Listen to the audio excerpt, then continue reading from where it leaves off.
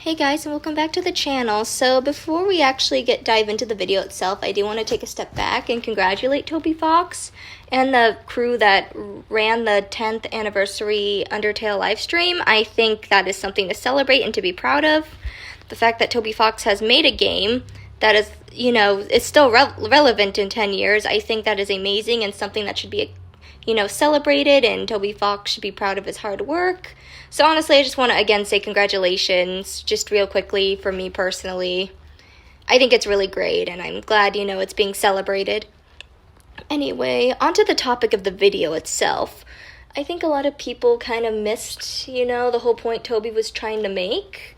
I think kind of towards the end of his stream, and I feel like a lot of, his ideals and ideologies kind of got lost. So I kind of want to clarify that I think some of the ideas Toby Fox was trying to give us to the community that I think a lot of us either kind of brushed past or didn't fully pay attention to. Now, for one thing, for anyone, I mean, whether you saw it after it already happened or whether you were on the Undertale 10th anniversary live stream, there was new content added to their version that they were playing, solely, I believe, for the purpose of it being the 10th anniversary of Undertale, which is why all this extra never seen before content was added.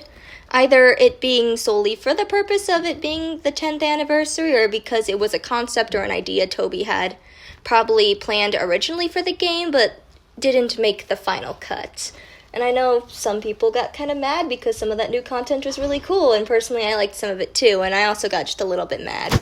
But I also think Toby was trying to set an example or make a point that the content that he added for the, 10th anniversary of Undertale is content also that we, the fans, could make. I think a lot of what Toby was talking about in his live stream too was that a lot of it he wanted it to be for us to interpret and for our imaginations to run wild, which is why I think a lot of things are left open-ended and there are a lot of questions unanswered as well as answered.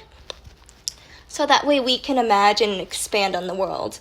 I think Toby Fox even said this too in the live stream. The world of Undertale itself and the underground is really huge, but we don't get to see all of it because we're, stuck on these set paths and we don't got much of a choice. But that doesn't mean, people who make fan games can't create that sort of thing. I think Toby Fox, giving the examples of what we might imagine, more of the ruins to look like or more of New Home to look like, I think he was trying to set an example and spark our imaginations, take the ideas he has presented and then expand on them more.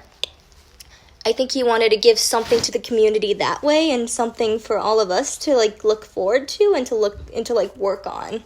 Not really look forward to, per se, but, as I said, it's a spark of hope, really, is what it is. I think a lot of people missed that point because we were too focused and too enraged on the fact that this content that we saw on the live stream isn't in the actual game.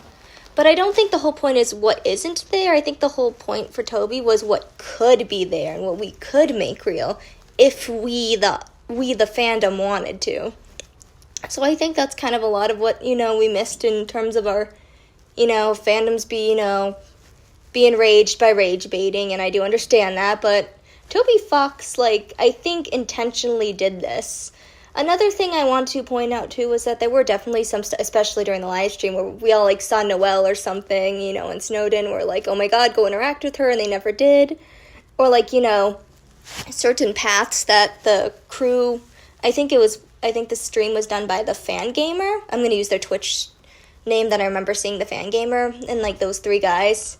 Especially Charlie, I think, was the one guy that was playing the game, didn't specifically interact with certain things that, the chat was yelling for him to go interact with, and he never did. That was either probably because... Sorry, choked for a minute. I was going to say I'm not choked, but I'm nearly swallowed wrong. Anyway, I was going to say the whole reason why I think Charlie didn't interact or do certain things that I know that us, the people, the fandom, the chat, whatever you want to call us for a Twitch stream, would have wanted him to do is because A, the whole thing is orchestrated by Toby Fox himself, and B, I feel more than certain on betting this fact that I think they couldn't actually interact with certain rooms or go into certain rooms or interact with certain characters because nothing would actually be there. Toby only coded or added in certain things that were actually, you know, interactions and actually, like, you know, extra content for the game for the 10th anniversary. But I think some of that extra content, too, was also just meant to be shown and not meant to be interacted with. So I think if they were to have tried to interact with Noelle or go into, like, you know, another room, like, sure, they might have gotten something, but it could have just literally have been, like, black screen, void, whatever you want to call it at this point for the joke. But, they would have, I think there wouldn't have been anything there. I think the code only goes so far, and Toby Fox only put in so much stuff, and I think everything shown on the stream was everything that Toby Fox actually, you know, coded in and actually had something, like an interaction, a dialogue, something there. Versus other, I think, sections that I don't think there was going to be anything, even if we did go look. I think it just would have been a glitchy, you know, mess, and there would have been nothing there and nothing interesting. Some of you may just disagree with this, so I guess, you know, write down in the comments if you do, but I do believe that a lot of the gameplay was orchestrated, not just by us, you know, donating the money, but I think also, again, Toby, who, for all we know, might have told the guys ahead of time exactly where they should be going and what they should be doing. I know a lot of the gameplay was influenced by us, but I think some of it, too, was slightly orchestrated by him. So I think in summary, really, the message that Toby was trying to send was that Undertale is a game for the community and for us to interpret and imagine however we want, and Toby does not want to give answers specifically away because he doesn't want to be defined by those answers and instead wants the community to be able to thrive through the imagination and creativity that we have already, you know, demonstrated that we are capable of, using his work as a baseline or a guideline for future stories, for future, you know, maybe Undertale-related content or whatever the heck it is we want to do as a fandom.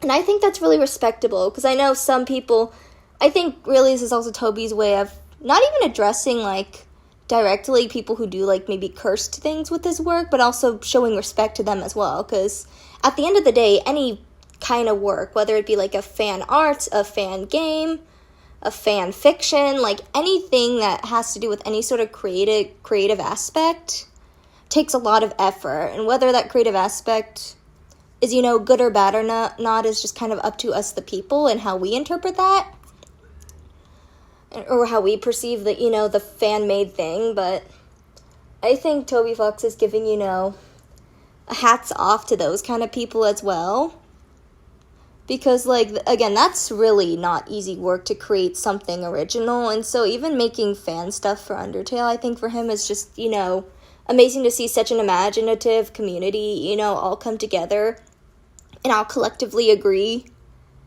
on, like, what we think is and isn't. And I think he's just, again, giving a nods off. He wants to, again, inspire people to be creative. And I think that was the whole point of the stream. That's why a lot of the content was what he called smoke and mirrors.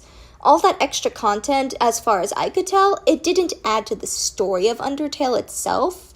It just gave us a whole bunch of really cool new things and a kind of a way to expand the world a bit. But it didn't add specifically in terms of the story.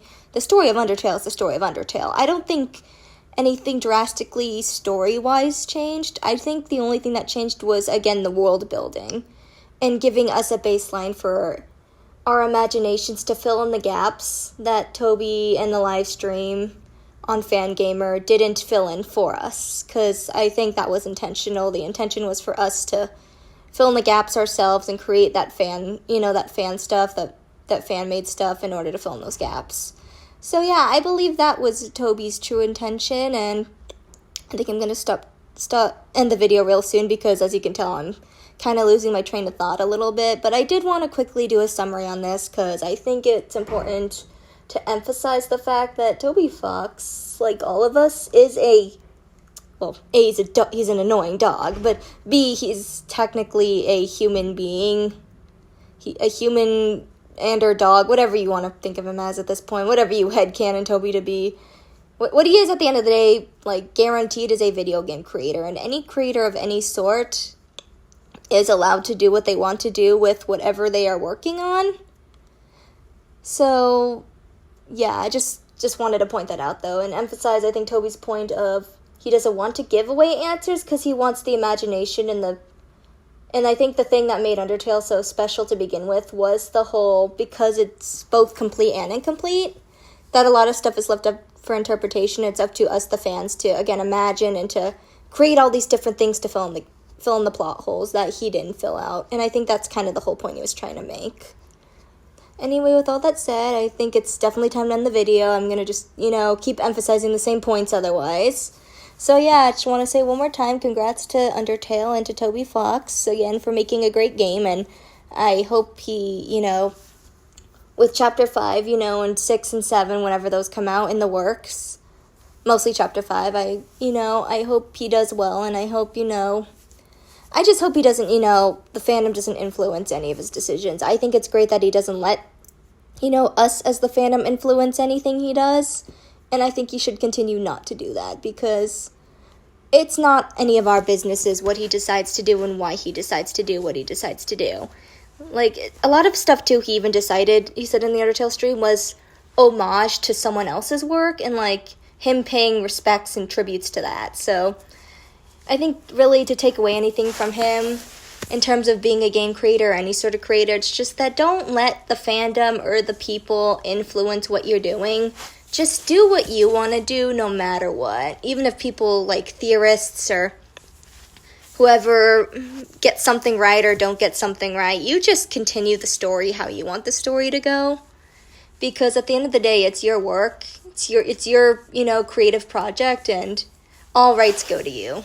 So with that said, happy 10th anniversary to Undertale, and I will see you guys in the next one.